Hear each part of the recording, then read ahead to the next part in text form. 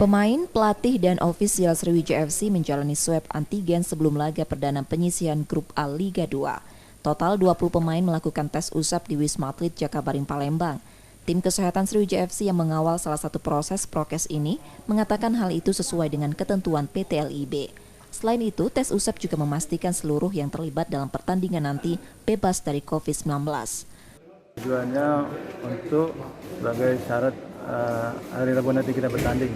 Jadi ini awal untuk pemeriksaan kesehatan seluruh pemain, ofisial, pelatih, dan media official.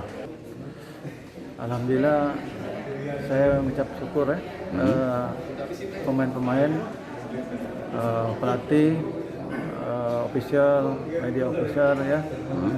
Hasilnya swab antigennya non reaktif, artinya negatif. Aturan tersebut juga berlaku untuk komponen pertandingan selain membatasi jumlah orang yang hadir di stadion. Nur Muhammad, Kompas TV, Palembang, Sumatera Selatan.